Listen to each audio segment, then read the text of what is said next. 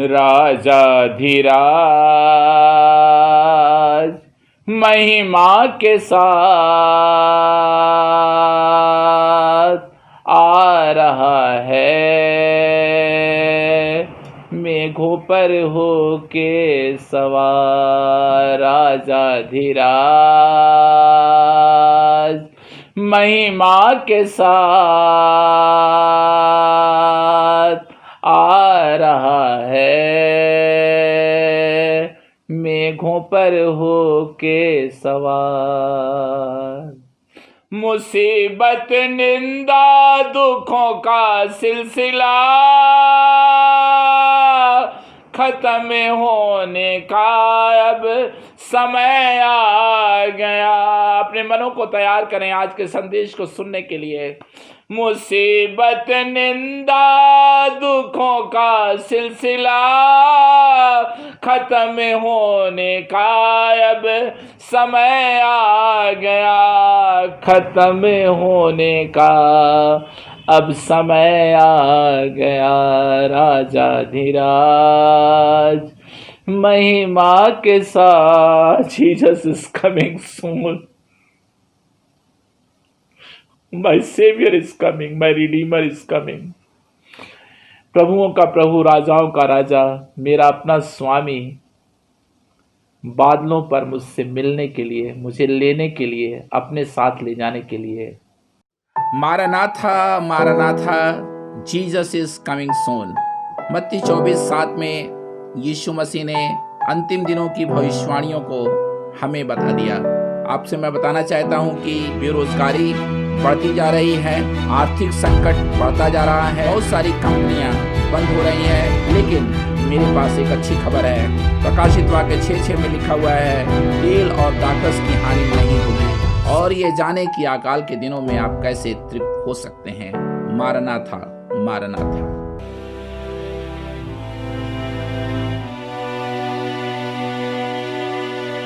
आप सभी दर्शकों को मेरा शालोम और उत्साहित हो जाएं। Smile, Jesus loves you.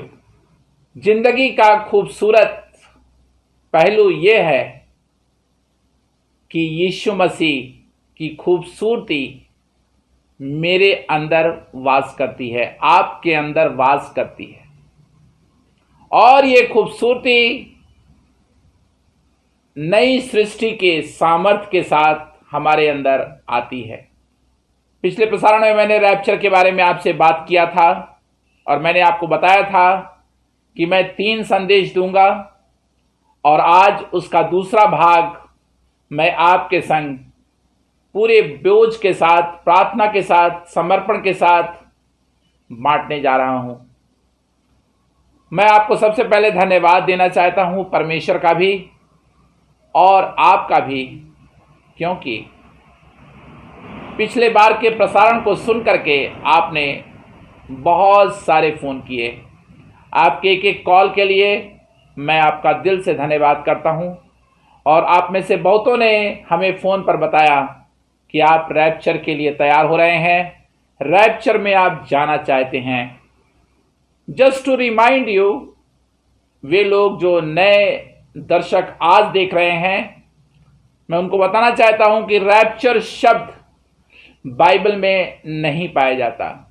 ये लातीनी शब्द है, लैटिन वर्ड है, लेकिन बाइबल में एक बात बिल्कुल क्लियर है। थिस्सलुनीकियों की पत्री में, मत्ती रचित सुसमाचार में 24 अध्याय में ये बिल्कुल क्लियर हो चुका है कि उठा लिया जाना, और इसके लिए जो शब्द है वो है पैरालोबोनो। 68 टाइम्स ये प्रयोग किया गया है नए नियम में, लेकिन 5 बार इसका डायरेक्ट अर्थ होता है कलीसिया का उठा लिया जाना। 1-2 शब्द चर्च के बारे में। चर्च क्या है? क्योंकि विश्वासियों को ही यीशु मसीह अपने साथ ले जाएगा। चर्च कोई संस्था नहीं है, चर्च कोई बिल्डिंग नहीं है। और मैं आपके लिए पढ़ना चाहता हूं मत्ती रचित सुसमाचार उसका 16 अध्याय, और जब आप इस अध्याय को पढ़ते हैं तो 18 पद को देखिए, जहां यीशु मसीह पतरस से बात कर रहा था। ये जो शिक्षा है वो बहुत ही महत्वपूर्ण शिक्षा है। और आज विश्वासियों को जो सच्ची कलीसिया में पाए जाते हैं, सच्ची कलीसिया कोई डिनोमिनेशन नहीं है। यीशु मसीह किसी डिनोमिनेशन को लेने नहीं आ रहा है, किसी संस्था को लेने नहीं आ रहा है, किसी ऑर्गेनाइजेशन को लेने नहीं आ रहा है। यीशु मसीह अपनी उस कलीसिया को, विश्वव्यापी कलीसिया को, जिसका नया जन्म हुआ है, जिसका यीशु के लहू के द्वारा छुटकारा हुआ है, जिनके नाम जीवन की पुस्तक में है, उनको लेने आ रहा है। बोलिए ना मेरे साथ, मुझे लेने आ रहा है। रैप्चर के लिए मैं तैयार हूं। बोलते रहिए। और जब आप इस कार्यक्रम को देख रहे हैं तो मेहरबानी से अभी उठ करके कहीं मत जाइएगा, क्योंकि बाइबल का ये एक ऐसा संदेश है जो डायरेक्ट हेवेनली प्रेजेंस से जुड़ा हुआ है। मैंने यीशु मसीह को क्यों पाया? मैंने यीशु मसीह को उद्धारकर्ता क्यों ग्रहण किया? क्योंकि मैं यीशु मसीह को अपना प्रभु और राजा, स्वामी, लॉर्ड मानता हूं। तो मैं मत्ती 16:18 को पढ़ रहा हूं आपके लिए। और मैं भी तुझसे कहता हूं कि तू पतरस है, और मैं इस पत्थर पर अपनी कलीसिया बनाऊंगा। यीशु मसीह अपनी कलीसिया बनाया है। कोई मनुष्य कलीसिया नहीं बना सकता। कलीसिया के लिए काम कर सकता है, कलीसिया का सहकर्मी बन सकता है, कलीसिया के लिए प्रयत्न कर सकता है, बुलाहट में आकर के काम कर सकता है, लेकिन सच्ची कलीसिया का निर्माण जीसस करता है, और यीशु ही कलीसिया का सिर है। तो बोलिए मेरे साथ, मैं सच्ची कलीसिया हूं। आप किसी भी डिनोमिनेशन के हों, you are the true church. CHURCH, wonderful. अंग्रेजी में मैं बोल रहा हूं, CHURCH, URCH। चर्च आप हैं, क्योंकि आपके अंदर जीसस आ चुका है, और अधोलोक के फाटक उस पर प्रबल ना होंगे। शत्रु का ये पूरा प्रयास रहा है, और आज भी ये प्रयास है कि वो कलीसिया को किसी तरीके से नीचा दिखाए। चर्च का पूरा इतिहास इसी बात को दिखाता है कि डेविल ने चर्च को बर्बाद करने के लिए कितनी ऐसी शिक्षाएं लाई हैं जिनके द्वारा वो सच्चाई को चुरा लेना चाहता है। और मैं आपको एक अच्छी खबर देना चाहता हूं, उत्साहित हो जाएं। सच्चाई ये है कि यीशु मसीह की जीवित कलीसिया को कोई बर्बाद नहीं कर सकता। He is defeated. अधोलोक हार चुका है, क्योंकि यीशु मसीह ने क्रूस के ऊपर कीमत चुका दी है। बोलिए ना मेरे साथ, मेरी कीमत चुका दी गई है। अब मैं अपने उस पार्ट 2 के मैसेज को आपके साथ शेयर करने जा रहा हूं। आज हम शुरू करेंगे हनोक से। हनोक एक ऐसा व्यक्ति है जो परमेश्वर के साथ चलता था। उत्पत्ति 5:24। हनोक परमेश्वर के साथ साथ चलता था, फिर वह लोप हो गया। हियर इज द वर्ड, लोप हो गया, उठा लिया गया, लुप्त हो गया, स्वर्ग चला गया, क्योंकि परमेश्वर ने उसे उठा लिया। एग्जैक्टली रैप्चर वाला वर्ड, उसका जो रियल मीनिंग है वो यहां आ रहा है, उठा लिया गया। विश्वासी लोग यीशु मसीह के रैप्चर के समय उठा लिए जाएंगे। बादलों पर हम उठा लिए जाएंगे। एलिया के बारे में भी बाइबल कहती है कि वो उठा लिया गया। वंडरफुल। एलिया और मूसा का वर्णन प्रकाशित वाक्य में है, और अंत के दिनों में वे प्रकट होंगे, ये भी वर्णन है। किसी दिन इसकी चर्चा की जाएगी लेकिन यह बात बिल्कुल स्पष्ट है कि रैप्चर जो है एक्सक्लूसिवली विश्वासियों के लिए है जो यीशु मसीह से प्यार करते हैं। मैं ऐसे कहूंगा, रैप्चर विश्वासियों का रिवॉर्ड है। Hallelujah! Rapture is my reward. यदि आप विश्वासी हैं, आपका नया जन्म हो चुका है और आपको मालूम है कि आपका नाम जीवन की पुस्तक में है, और जब आप इस कार्यक्रम को देख रहे हैं इस समय, जोर से चिल्लाइए हालेलुया और बोलिए, rapture is my reward. Rapture मेरा रिवॉर्ड है। मैं यीशु के आगमन पर उठा लिया जाऊंगा। बहुत सारे लोग तर्क करते हैं कि रैप्चर वर्ड बाइबल में नहीं है। सच तो देखा जाए कि बाइबल शब्द भी बाइबल में नहीं है। बहुत सारे थियोलॉजिकल वर्ड हैं, धर्म वैज्ञानिक शब्द हैं जो बाइबल में नहीं है। आप त्रिएकता में विश्वास करते हैं, त्रिएकता वर्ड बाइबल में नहीं है, ट्रिनिटी वर्ड बाइबल में नहीं है। आप दृढ़ीकरण वर्ड यूज करते हैं, यह भी बाइबल में नहीं है। संस्कार वर्ड यूज करते हैं, यह भी बाइबल में नहीं है। मिलेनियम यूज करते हैं, यह भी बाइबल में नहीं है। बहुत सारे शब्दों का हम प्रयोग करते हैं अपने क्रिश्चियनडम में, मसीह जगत में, वे बाइबल में नहीं है। लेकिन उठा लिया जाना बाइबल में है। विश्वासी जन उठा लिए जाएंगे। अब मैं इसको पूरी तरीके से आज क्लियर करना चाहता हूं। आइए पढ़ेंगे मत्ती उसके 24 अध्याय को। I love this chapter, I know. अब जीसस ने 24 अध्याय में बहुत सारे रहस्यों को, सच पूछिए तो प्रकाशित वाक्य को पूरी तरीके से जीसस ने यहां सारांशित कर दिया, रेखांकित कर दिया। हेडलाइंस आप सुनते हैं ना न्यूज में, वो सारे ब्रेक थ्रू के हेडलाइंस यहां आ गए। अब मैं पढ़ना शुरू कर रहा हूं 36 पद से। आप भी अपनी बाइबल में देखिए, मत्ती 24 अध्याय 36 पद से। उस दिन और उस घड़ी के विषय में कोई नहीं जानता। ए शॉर्ट एक्सप्लेनेशन। उस दिन के बारे में यानी रैप्चर के बारे में, जीसस कब आएगा, बाइबल कहती है वो चोर की मानिंद आएगा। ये सीक्रेट है। रैप्चर जो है वो गॉड का एक सीक्रेट है। ये किसी को नहीं मालूम है कि वो कब आएगा। यदि कोई आपसे कहता है कि इस महीने ही जीसस आएगा, इस साल यीशु मसीह आएगा, उस पर कभी विश्वास मत कीजिएगा।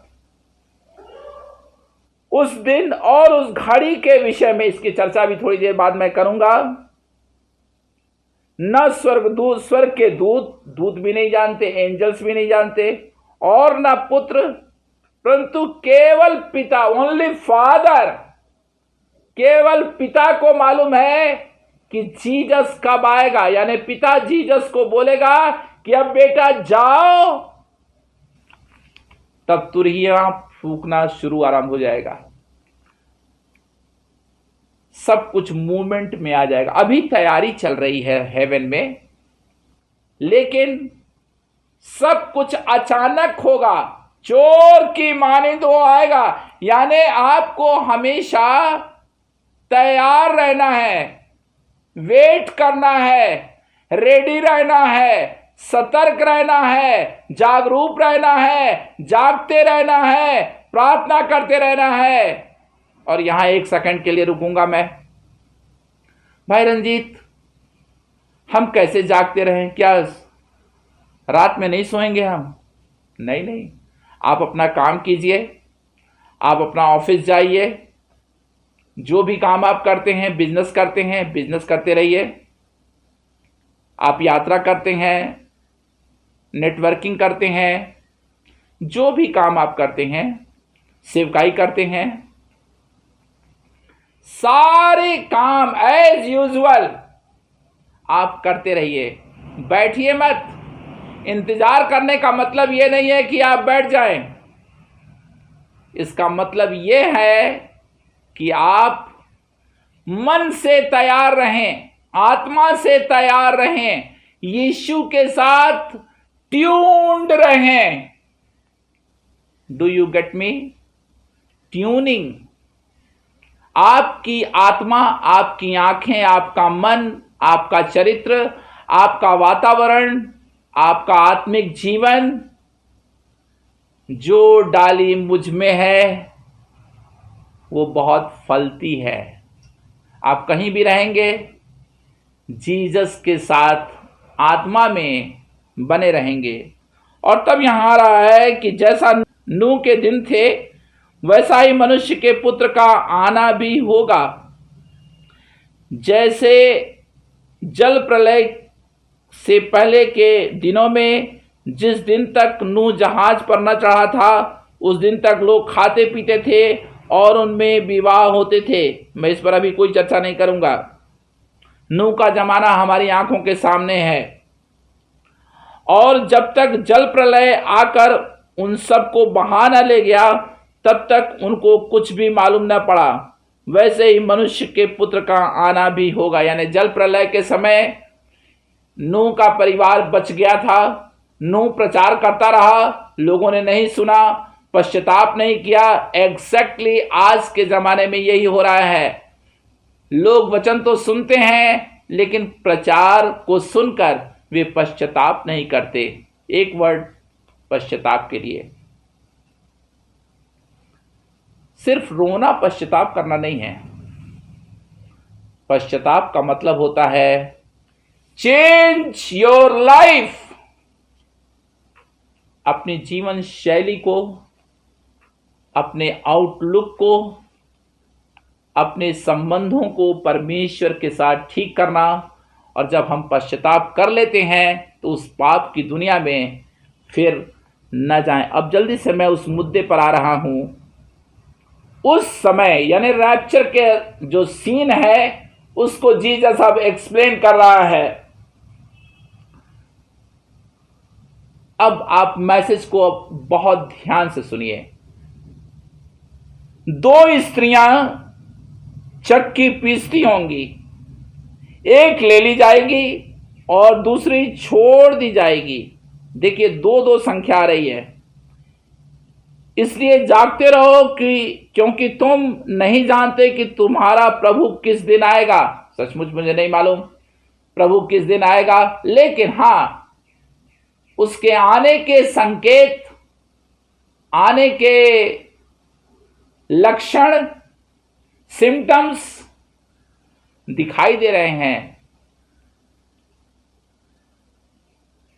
43 वर्ष, परंतु यह जान लो कि यदि घर का स्वामी जानता होता कि चोर किस पहर आएगा तो जागता रहता और अपने घर में सेंध लगने न देता। तुम भी तैयार रहो, क्योंकि जिस घड़ी के विषय में तुम सोचते भी नहीं उसी घड़ी मनुष्य का पुत्र आ जाएगा। अब यहां पर दो स्त्रियों के बारे में लिखा हुआ है, लेकिन इसको थोड़ा मैं और क्लियर करूंगा। आइए चलते हैं लूका रचित सुसमाचार और उसके 17 अध्याय में, और मैं पढ़ूंगा आपके लिए 35 वर्ष, लूका 17:35। बल्कि मैं इसे पढ़ूंगा 34 पद से। ध्यान दें, इसे समझना बहुत ही जरूरी है रैप्चर के संदर्भ में। मैं तुमसे कहता हूं, उस रात दो मनुष्य एक खाट पर होंगे। अगेन संख्या 2 आ गई। रात का समय होगा, दो मनुष्य एक खाट पर होंगे, एक ले लिया जाएगा, एक ले लिया जाएगा, दो में से एक ले लिया जाएगा और दूसरा छोड़ दिया जाएगा। दो स्त्रियां एक साथ चक्की पीसती होंगी, एक ले ली जाएगी और दूसरी छोड़ दी जाएगी। दो जन खेत में होंगे, एक ले लिया जाएगा और दूसरा छोड़ दिया जाएगा। वंडरफुल। आप देख रहे हैं, 2 जन का अर्थ पहले बताऊंगा। 2 संख्या बताती है कि विश्वासी और अविश्वासी, एक विश्वासी होगा और एक अविश्वासी होगा। विश्वासी उठा लिया जाएगा, अविश्वासी छोड़ दिया जाएगा। 2 जन रात में खाट पर सो रहे होंगे, एक उठा लिया जाएगा, दूसरे को पता ही नहीं चलेगा। मैं ऐसे कहूंगा, जब रैप्चर होगा और आपके परिवार में कौन विश्वासी है, वो चला जाएगा, सब लोग सोते रहेंगे। या दिन का समय होगा, यहां देखिए लिखा हुआ है कि 2 जन खेत में काम करते रहेंगे डे टाइम। स्त्रियां चक्की पीसती होंगी। अभी तो स्त्रियां चक्की नहीं पीसती, सबको आटा मिल जाता है, लेकिन उस जमाने में जब बाइबल लिखी गई, स्त्रियां चक्की पीसती थीं। मॉर्निंग के टाइम में वो चक्की पीस करके आटा बनाती थीं और खाना बनता था। मॉर्निंग टाइम है, डे टाइम है और रात का समय है, यानी पूरा 24 घंटा। किसी ने मुझसे पूछा, भाई रंजीत ये क्या है? मैंने कहा, अरे ये इंटरनेशनल टाइमिंग है। जो समय ऑस्ट्रेलिया में इस समय हो रहा है, वो इंडिया का टाइम बिल्कुल अलग है। जो अमेरिका का टाइम है, वो जापान का टाइम अलग है।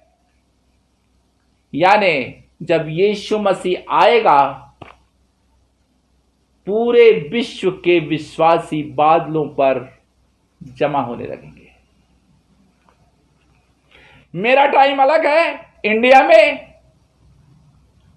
और जो लोग अमेरिका के बिलीवर हैं, उनका टाइम अलग है। शायद वो दिन में उठा लिए जाएंगे उनका समय, लेकिन सब जगह का इंटरनेशनल टाइमिंग मिलाकर के आप देखेंगे तो 24 आवर्स हो जाता है। यीशु मसीह का आगमन जब होगा, पूरे विश्व के विश्वासी ऑटोमेटिक नेचुरली हनोक के समान उठा लिए जाएंगे। ओ हालेलुया। मैं उसी क्षण का इंतजार कर रहा हूं और आप भी तैयार हो जाइए। Jesus is coming Son, Jesus is coming सोन।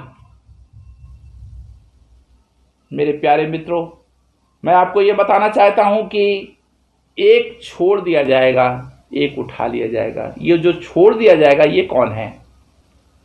ये वो है जिसने जीसस को नहीं पाया है, यीशु मसीह को जो ग्रहण नहीं किया है, जिसका सही अर्थों में नया जन्म नहीं हुआ है। मैं 1 मिनट और लेना चाहता हूं और तब मैं आपके लिए प्रार्थना करूंगा। हम पढ़ेंगे प्रेरितों के काम और उसका 1 अध्याय और 11 पद। प्रेरितों के काम, book of Acts chapter 1 verse 11। और उनसे कहा, हे गलीली पुरुषों, तुम क्यों खड़े आकाश की ओर देख रहे हो? यही Yeshu, same Jesus. Oh I love it, same Jesus. वो महिमा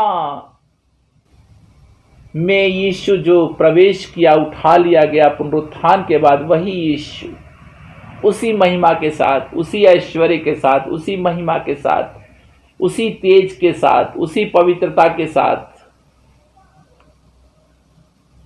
जो तुम्हारे पास से स्वर्ग पर उठा लिया गया है, जिस रीति से आई लव इट, वंडरफुल। बाइबल की एक एक बातें में भारी अर्थ छिपा हुआ है। जिस रीति से तुमने उसे स्वर्ग को जाते देखा है, उसी रीति से वो फिर आएगा। जैसे जीसस गया है, वैसे ही फिर आएगा। बादलों पर वो आएगा, बादलों पर वो आएगा, ललकार के शब्द के साथ वो आएगा। तुरही फूंकी जाएगी, पलक मारते ही ये घटना होगी, हम बदल जाएंगे। 1 Corinthians 15:52। हमें ग्लोरीफाइड बॉडी मिलेगी, महिमा युक्त शरीर मिलेगा। हम पल भर में बदल जाएंगे। मरणहार अमरता को पहन लेगा। आइए अपनी आंखों को बंद करें। प्यारे प्रभु, यदि आप अपना जीवन आज यीशु मसीह को देना चाहते हैं और उसे ग्रहण करना चाहते हैं, तो मेरे साथ कहिए, यीशु मसीह मेरे जीवन में आ, मेरे पापों को क्षमा कर। मैं विश्वास करता हूं कि तूने अपना लहू मेरे लिए बहाया।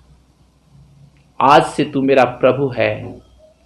और मैं चाहता हूं कि आप फोन नंबर जो स्क्रीन पे आ रहा है, तुरंत मुझे कॉल करें और मैं आपकी सहायता करना चाहता हूं। एक अच्छी सी किताब भेजना चाहता हूं और मैं चाहता हूं कि आप रैप्चर सेलिब्रेशन में, मैं इसे सेलिब्रेशन कहता हूं क्योंकि मेरी जिंदगी का सबसे बड़ा सेलिब्रेशन यही है कि जीसस के साथ मैं हमेशा हमेशा के लिए रहूंगा। तेरी स्तुति हो प्रभु, तेरा धन्यवाद हो यीशु, तेरा धन्यवाद हो। विवेक, you are watching my program in Bombay. The Lord is touching you, Vivek, right now. In the name of Jesus. In the name of Jesus. Jayanti, the Lord is touching you now in the name of Jesus. भारी सामर्थ्य उतर रही है यीशु मसीह के नाम में। दुष्ट अंधकार की सारी शक्तियों को, बीमारियों को, महामारी को, हर प्रकार के कष्टों को, शैतान की शक्तियों को। Someone is crying right now. कोई चिल्ला रहा है। दुर्बल करने वाली आत्मा आपके शरीर को छोड़कर जा रही है। आप कह रही हैं, यीशु यीशु यीशु, द लॉर्ड टच। हर एक पर तेरा अभिषेक उतरा है प्रभु। और जितने लोग प्रभु रैप्चर में जाना चाहते हैं और जो फोन करने जा रहे हैं प्रभु, हर एक के जीवन में तू समा जा प्रभु। तेरा धन्यवाद हो यीशु मसीह के नाम में, आमीन। मैं जानता हूं परमेश्वर ने आपसे बातचीत की है। तुरंत फ़ोन कीजिए हमें और हम आपसे बात करेंगे। अगले प्रसारण के लिए शालोम।